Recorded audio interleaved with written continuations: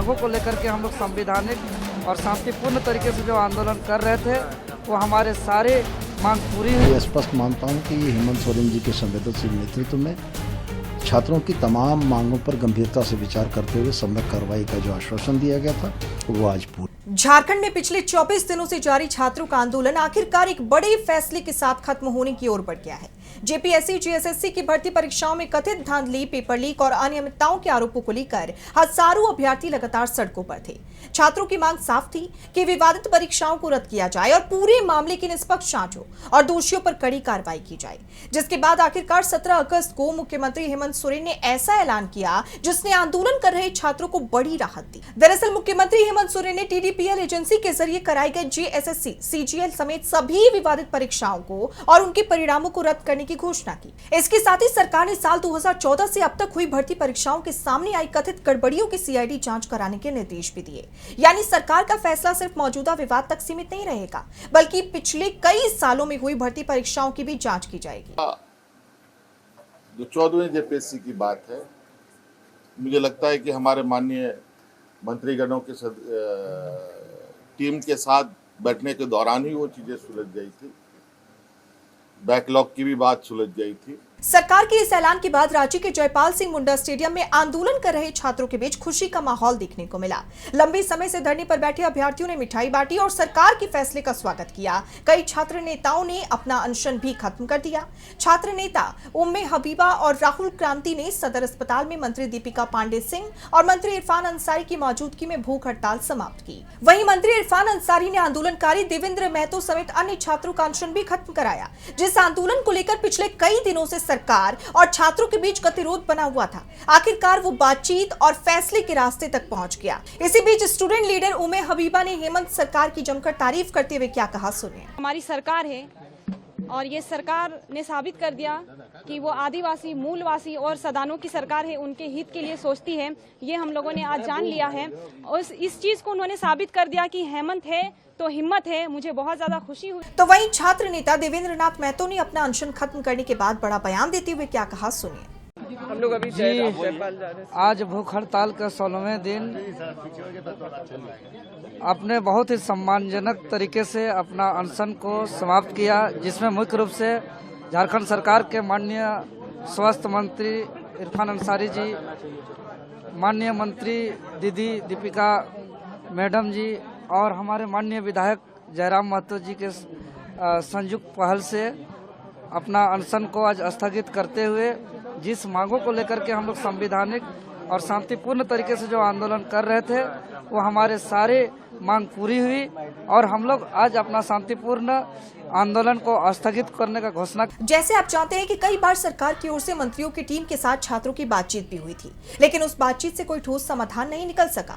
छात्र अपनी मांगों पर कायम रहे और आंदोलन जारी रखा। लेकिन अब सरकार ने विवादित परीक्षाओं को रद्द करने के साथ साथ पुरानी भर्ती परीक्षाओं की जाँच का फैसला लिया है। मुख्यमंत्री हेमंत सोरेन ने कहा कि सीआईडी और एसआईटी की जांच के दौरान कई महत्वपूर्ण तथ्य सामने आए हैं। सरकार के मुताबिक जेएसएससी में भर्ती हुए कुछ लोगों पर जेपीएससी से जुड़ी प्रक्रिया में धोखाधड़ी और धांधली के आरोप लगे हैं और ऐसे मामलों में गिरफ्तारियां भी हुई हैं। इसी बीच रांची में सीआईडी ने जेपीएससी के पूर्व सदस्य डॉक्टर अजीता भट्टाचार्य के पीए बीएन राम को गिरफ्तार किया।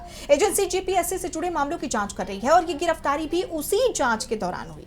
अब इस पूरे मामले में जांच जैसे जैसे आगे बढ़ रही है, कई और नाम सामने आने की संभावना से इनकार नहीं किया जा सकता। अब सरकार का दावा है कि भविष्य में ऐसी व्यवस्था तैयार की जाएगी जिससे परीक्षा की पूरी प्रक्रिया पारदर्शी हो। छात्रों को अगर किसी तरह की शिकायत होती है तो उसके समाधान के लिए उचित व्यवस्था भी उपलब्ध कराई जाएगी। राज्य सरकार के मंत्री सुदीप कुमार सोनू ने क्या कहा है इस पूरे मामले को लेकर और सरकार के बड़े ऐलान के बाद सुनिए। मंत्री की अध्यक्षता में हुई इस बैठक में छात्र हित में एक बड़ा निर्णय लिया गया और छात्रों की सारी मांगों को मान लिया गया। आपके माध्यम से जो छात्र आंदोलनरत हैं वो हमारे ही बच्चे हैं, हमारे ही भाई हैं, उनसे भी हमारा यह आह्वान होगा कि सरकार ने उनकी तमाम मांगों को मान लिया है और छात्रों को लाइब्रेरियों में होना चाहिए, अपने घरों में होना चाहिए, अपनी किताबों में डूबे होना चाहिए। वो झारखंड का भी भविष्य है और अपने परिवार के भविष्य की डोर भी उनके ही हाथों में है। तो आपके माध्यम से उनसे ही अपील, आग्रह कि वो अब आंदोलन का रास्ता छोड़कर अपने घरों को लौटें। और मैं ये स्पष्ट मानता हूं कि हेमंत सोरेन जी के संवेदनशील नेतृत्व में छात्रों की तमाम मांगों पर गंभीरता से विचार करते हुए सम्यक कार्रवाई का जो आश्वासन दिया गया था वो आज पूरा। आपको बताते चले कि इस पूरे घटनाक्रम में कांग्रेस सांसद राहुल गांधी की भूमिका को लेकर भी राजनीतिक चर्चा तेज हो गई है।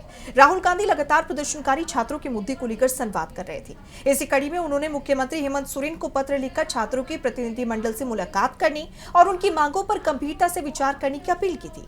राहुल गांधी ने छात्रों के आंदोलन को शांतिपूर्ण बताते हुए उनकी मांगों को जायज बताया था। उन्होंने सरकार से इस मामले का जल्द समाधान निकालने और छात्रों की समस्याओं को गंभीरता से सुनने की मांग की थी।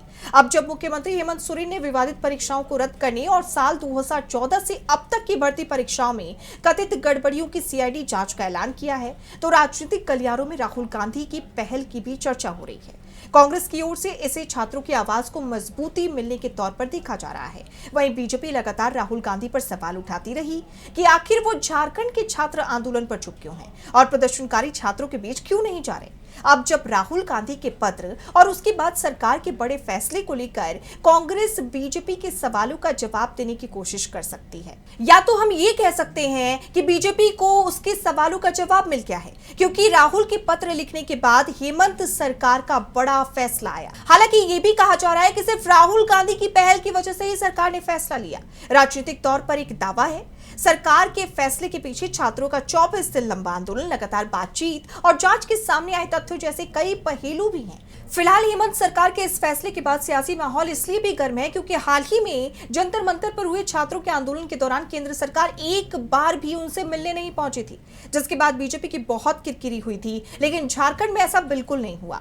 इंडिया गठबंधन की सरकार ने छात्रों की मांगों को सुना, उनसे बातचीत की कोशिश की और 4 दौर की बातचीत भी हुई थी और आखिर में बड़ा फैसला लिया गया जिसकी चर्चा तेज है।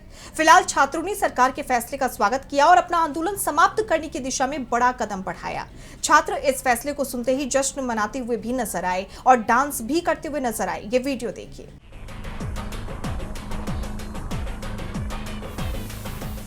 लेकिन छात्रों के सामने अब अगली चुनौती भी कम बड़ी नहीं है।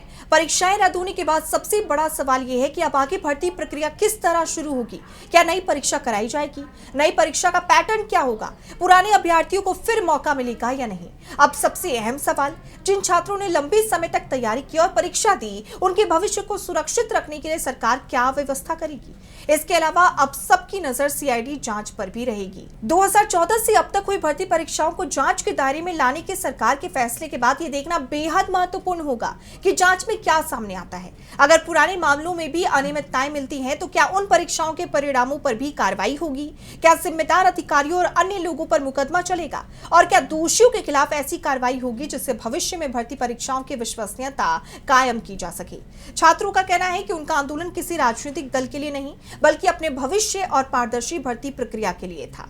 उनका दावा है कि वो लंबे समय से अपनी मांगों को लेकर आवाज उठा रहे थे और आखिरकार सरकार ने उनकी प्रमुख मांगों को स्वीकार किया, इसलिए वो इसे अपने संघर्ष की बड़ी जीत मान रहे हैं। लेकिन किसी भी भर्ती परीक्षा को रद्द करना सिर्फ एक प्रशासनिक फैसला नहीं होता, इसके पीछे हजारों लाखों युवाओं का भविष्य जुड़ा होता है। सालों की मेहनत, तैयारी, समय और उम्मीदें इन परीक्षाओं से जुड़ी होती हैं। ऐसे में सरकार के सामने सबसे बड़ी जिम्मेदारी ये होगी कि नई प्रक्रिया जल्द, निष्पक्ष और पारदर्शी तरीके से पूरी हो।